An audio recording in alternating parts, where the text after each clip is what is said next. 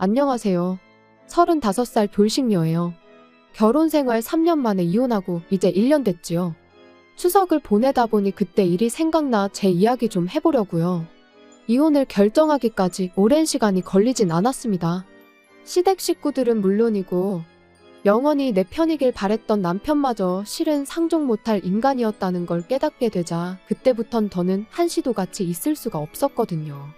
시댁 10번 가면 친정은 겨우 한 번이나 가는 정도였는데도 조금만 서운한 기색을 내비치면 오히려 저더러 네 가족 내 가족 따진다고 치사하다는 사람들이었어요. 지금 생각해보면 그런데도 저는 왜 그걸 참고만 있었는지. 아무튼 남편과는 아주 우연한 기회로 알게 된 후 인연이 다 연애를 시작 결혼까지 한 케이스입니다. 저는 나고 자란 건 서울인데 서울이 여러 가지로 물가가 비싸잖아요. 그래서 과감하게 가게는 지방에 차렸습니다. 그리고 가게를 차리면서 집까지 한 동네에 장만을 했어요. 그런데 문제는 있는 돈 없는 돈 싹싹 긁어 야심차게 가게도 차리고 집도 장만했는데 얼마 안 가서부터 코로나로 난리가 난 거죠. 그래서 남편하고 결혼 이야기가 나왔을 때 아무리 머리를 굴려봐도 도무지 제가 뭘 해갈 수가 없겠는 거예요. 그래서 남편더러 내가 돈은 없고 집은 있으니 내 집에 들어와서 살라고 했습니다. 남편이 모아둔 돈은 일단 그냥 가지고 있다가 다음에 이사를 간다던가 어디 목돈 들어갈 일이 있을 때 쓰자면서요. 그런데 지금 생각해보면 제가 너무 단순했습니다. 매사 좋은 게 좋은 거다 하고 넘어간 것도 문제였고요. 특히 시댁이 한 동네에 있다는 걸 그땐 왜 그렇게 개의치 않았는지. 만약 시간을 돌릴 수만 있다면 그때의 제 자신을 몇 대라도 때려주고 싶은 심정이에요. 결혼 후에도 한동안 가게는 여전히 상황이 좋지가 않았습니다. 버는 것도 얼마 안 되었지만 그나마 가게 운영에 필요한 비용을 제외하고 나면 정말 얼마 남는 게 없었죠. 그러니까 하루는 남편이 저더러 가게에 투자할 게 있으면 투자하고 사람도 써가면서 장사하라고. 생활비 정도는 자기가 버는 돈으로 충당해도 된다면서 너무 신경 쓰지 말라나요? 그리고 그땐 그런 남편의 말이 얼마나 고마웠는지 몰라요. 그래도 내 생각해주는 건 이 사람밖에 없구나 싶었으니까요. 물론 지금에서야 곰곰이 생각해보면 그렇게 고마워할 일도 아니었는데 말이죠. 막말로 이유가 어찌됐건 저는 집이라도 들고 결혼했지 남편은 돈 얼마 모아놓은 거 있다고. 그 이유 하나로 다른 건 아무것도 안 해오고 맨몸으로 장가를 왔으니까요. 그러니 어찌 보면 생활비 정도는 남편이 혼자 낼 수도 있는 거였는데 아무튼 그때는 이런 생각은 못하고 그저 남편에게 고마운 마음이었어요. 그리고 그 때문인지 언젠가부턴 남편한테 괜히 눈치가 보이고 미안했었죠. 그래서 남편이 주말마다 시댁에 같이 좀 가자고 하면 군말 없이 따라가곤 했는데 언제부턴가 다른 식구들은 다 노는데 저만 일을 하고 있더라고요. 그리고 나니까 가뜩이나 장사하느라 일주일에 하루밖에 못 쉬는데 그 하루를 왜 시댁에서 보내야 하는 건지 부당하단 생각이 드는 거예요. 그래서 남편한테 매주 주말마다 시댁에 가는 게 힘들다고 했습니다. 그랬더니 자고 오는 것도 아닌데 그게 왜 힘드냐는 거예요. 그래서 그러면 시댁에 가는 만큼 친정에도 한 번씩은 가자고 했더니 저희 친정은 너무 멀다면서 싫은 티를 대놓고 내는 게 아니겠어요? 그리고 이후로 몇 번의 언쟁 끝에 어쨌든 남편이 친정에 같이 가주기는 했습니다만 정말이지 하다못해 저희 부모님한테 말 한마디 먼저 거는 법이 없었어요. 그저 저희 어머니가 차려주는 밥 받아 처먹고 넋 놓고 TV 보는 게 다였으니까요. 그리고 이후로도 두세 번 정도 저희 친정에만 가면 늘 그런 식으로 행동하는 남편을 보고 있자니 정 떨어진다는 말이 무슨 뜻인지 알겠더라고요. 그래서 그때부턴 속된 말로 이꼴저꼴 다 보기 싫어서 혼자 친정에 다녀오기 시작했습니다. 그랬더니 남편이 하루는 생활비를 운운하더라고요. 그래서 두말 않고 그때부턴 남편하고 똑같이 부담하기 시작했어요. 남편이 생활비라고 100만 원 내놓으면 저도 100만 원 내놓는 식으로요. 그리고 경제적으로 남편에게 미안한 마음이 사라지니 허구한 날 시댁에 가자는 남편의 요구도 당당히 거절할 수 있었죠. 아무튼 그러다 결정적인 사건이 벌어진 건 작년 추석이었습니다. 좋은 회사는 명절이면 돈을 준다던데 저희 남편은 늘 선물 세트를 받아오곤 했어요. 왜? 마트에서 파는 참치 세트 같은 거 말이죠. 그리고 작년엔 스팸이었어요. 퇴근한 남편이 명절 선물이라며 스팸 세트를 식탁 위에 올려놓는데 문득 지난해에도 스팸이었던 게 떠올랐습니다. 그래서 정말 별 생각 없이 올해도 또 스팸이네 하고 한마디 했거든요. 맹세코 어떤 아기도 없이 한 말이었어요. 그런데 어째선지 남편이 갑자기 열을 내면서는 너는 뭐 이런 거 받아올 데나 있냐며 짜증을 내대요. 받아오면 그냥 고맙다 하고 먹으면 될 것을 괜히 쓸데없는 소리를 한다면서요. 그리고는 자기가 그나마 안정적인 회사를 다니고 있으니까 제가 마음 놓고 장사를 하는 거라며 당장 자기보다 돈 얼마 더 번다고 기고만장하지 말라며 방으로 들어가는데 생각지 못한 남편의 반응에 당혹스러웠습니다. 스팸을 스팸이라고 하는 게 이렇게 사람을 열받게 만들 줄은 상상도 못했으니까요. 그런데 남편은 이후로도 며칠 동안 저한테 말도 안 걸고 말 그대로 개무시를 했어요.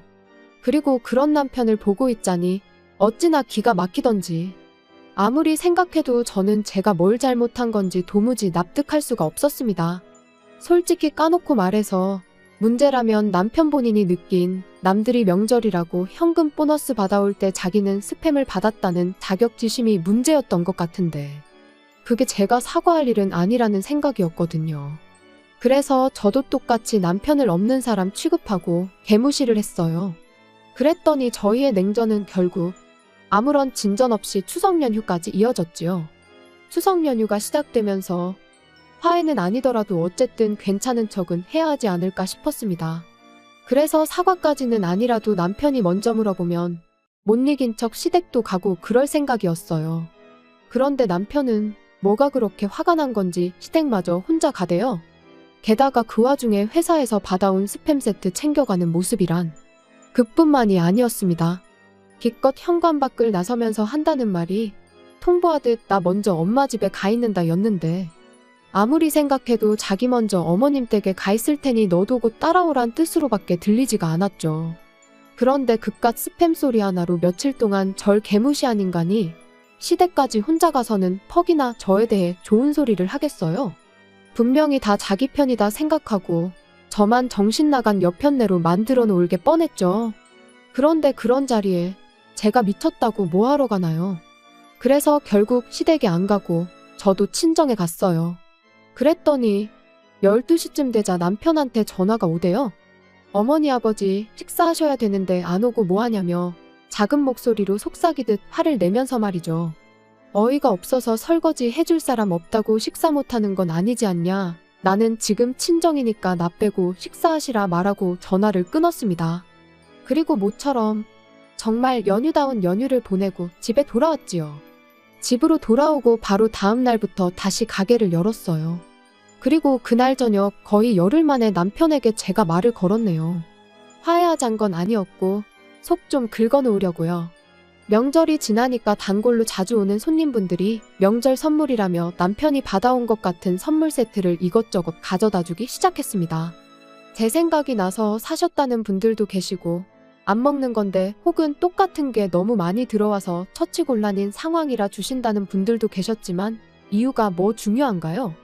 안정적인 직장에 다니는 남편이 잘 볼 수 있도록 식탁 위에 양손 가득 들고 온 선물 세트들을 올려놨어요. 그리고는 이거라도 받아온 게 어디냐며 고마워하라던 사람 어디 갔냐고 나는 6개 받아왔으니까 나한테는 6번 고마워하라고 까불면서 장난치듯 말했더니 그제서야 남편도 얼렁뚱땅 무슨 일이 있었냐는 듯 장난으로 받아치대요. 솔직히 괜히 긁어부스럼을 만드는 건 아닌가 싶어서 장난을 치면서도 조마조마했는데 실은 남편도 저랑 냉전 상태로 있는 게 편치만은 않았던 모양입니다. 그러니까 제가 먼저 슬쩍 내민 손을 반갑게 잡은 거였죠. 아무튼 아무리 꼴보기 싫은 남편이었어도 모처럼 얘기도 하고 장난도 치니 마음이 한결 편해지더라고요. 그래서 다음 날에 마음 좀 쓰겠다고 쓴 건데 이게 불씨가 돼서 남편과 이혼을 하게 될 줄은 몰랐네요. 다음 날 가게 문을 열었는데 정말 단골 중에서도 가장 오래된 단골분이 엄청난 선물을 가져다 주셨어요. 근처에 사시는 분으로 이런저런 이야기를 나누던 중 우연찮게 저희 친정어머니와 고향 친구신 걸 알게 되었고 그 뒤로 정말 매일같이 와주시는 분이지요. 아무튼 그분께서 오랜만에 고향에 갔다가 저랑 저희 어머니 생각이 나서 저희 선물을 사오셨다는 거예요.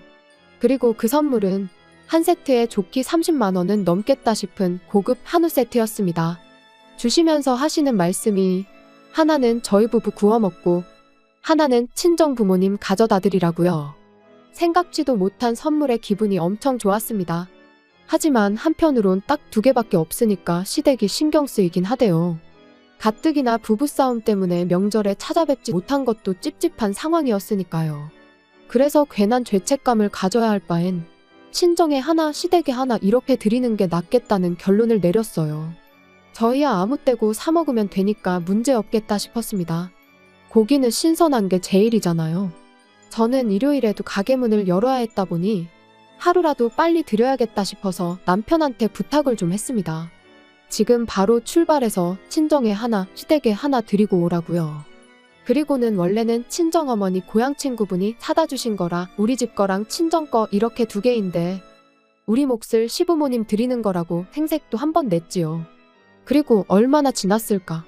한 차례 손님이 빠져나가고 시계를 보니 지금쯤이면 친정 부모님이 고기를 받아서 드시고도 남았겠다 싶은 시간이었어요.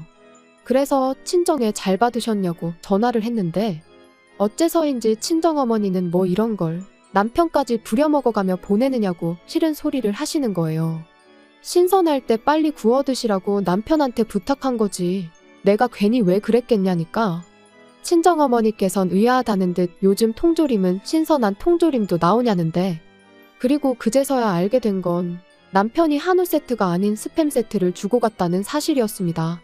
심지어 그마저도 열어보니까 어떻게 된 건지 2캔이 비어 있었다면서요. 정말 화가 머리끝까지 차오르는 기분이었습니다. 그래서 그 길로 가게 문 닫고 시댁으로 향했어요. 제 인생에서 시댁 가까운 걸로 이득 본 건 그날이 처음이자 마지막이었죠. 아니나 다를까 시댁 현관 밖에서부터 소고기 냄새가 펄펄 풍겨왔습니다. 문 열고 들어가니 20인분은 좋게 됐을 그 많은 고기를 시부모님과 남편 셋이서 다 구워 처먹고는 배부르다고 몸도 제대로 가누지 못하며 바닥에 드러 누워 있더라고요. 남편한테 이게 뭐하는 짓이냐 따졌더니 제가 자초한 일이랍니다.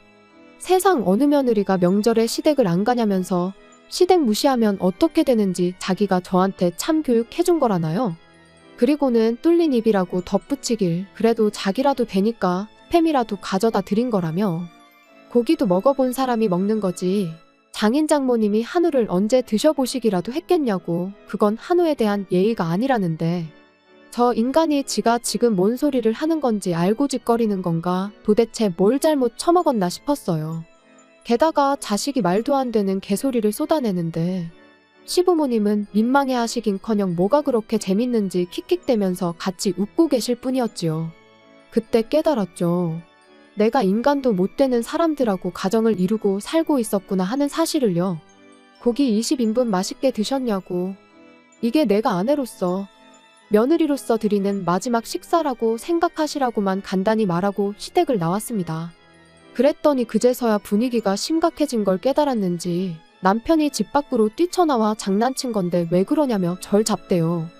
그리곤 한다는 소리가 원래도 시부모님이 한우라면 환장을 해서 한 세트 가지고는 모자랄 것 같아서 2세트 다 드린 거다라면서 저희 부모님은 나중에 맛집으로 모시고 가서 따로 사드릴 계획이었다는데 솔직히 그 말을 어떻게 믿나요? 어이가 없어서 개소리하지 말라며 남편 정강이를 한 대 걷어차버렸습니다. 그리곤 의학하며 다리를 부여잡고 나뒹구는 남편을 남겨둔 채 뒤돌아 걷기 시작했어요. 그랬더니 남편이 미안하다며 절뚝이며 쫓아오는데 고기 20인분을 셋이서 나눠 먹은 상황에 쓰레 빠시는 발로 뛰려니 숨이 찼는지 얼마 따라오지도 못하고 또다시 바닥에 주저앉아 버리대요. 하지만 그러던지 말던지 저는 그 길로 집으로 돌아와 매장에서 쓰는 업소용 대형 쓰레기 봉지에 눈에 보이는 남편 물건은 전부 다 쓸어담아 현관 밖에 내놨습니다. 현관 비밀번호도 바꿨고요. 그리고 1~2시간쯤 지났나 남편이 현관문을 두드리며 문 좀 열어보라고 얘기 좀 하자는데 현관문 밖에다 대고 나는 아까 말한 대로 월요일 되는 대로 이혼수속 밟기 시작할 거니 현관 밖 당신 짐이나 챙겨서 꺼지라고 했습니다. 그리고 한 번만 더 찾아오면 나도 당신 회사에 쫓아가서 똑같이 할 거라니까. 더는 집으로도 가게로도 찾아오지 않더라고요. 이후로 시부모님한테도 몇 번 전화가 오긴 했지만 싹 다 무시했고요. 그랬더니 결혼 초반에 생활비 어쩌고 하며 헛소리를 하대요. 그래서 너는 대신 내 집에 공짜로 얹혀 살지 않았냐, 나 그때 시댁에서 노비처럼 일한 건 생각 안 나냐 하니까 또 입국 다물고. 그래서 결국 별탈 없이 이혼했습니다. 사실 변호사님 말로는 소송으로 갔다가 재산분할 신청이 들어오면 골치가 아플지도 모른다고 했는데 남편이 지레 겁먹고 협의이혼에 동의해줘서 다행이었죠. 지금 생각해보면 저희 친정에서 싸가지 없게 행동하는 걸 처음 봤을 때 그때 정강이 걷어차고 이혼을 했었어야 되었던 거 아닌가 하는 생각도 듭니다. 하지만 이제 와서 후회해서 뭐 하겠나요. 이제라도 어쨌든 남남이 되었으니 다행이죠 뭐. 벌써 1년이 지난 일인데 어제 일처럼 생생해서 그냥 이렇게 사연으로 보내봤습니다.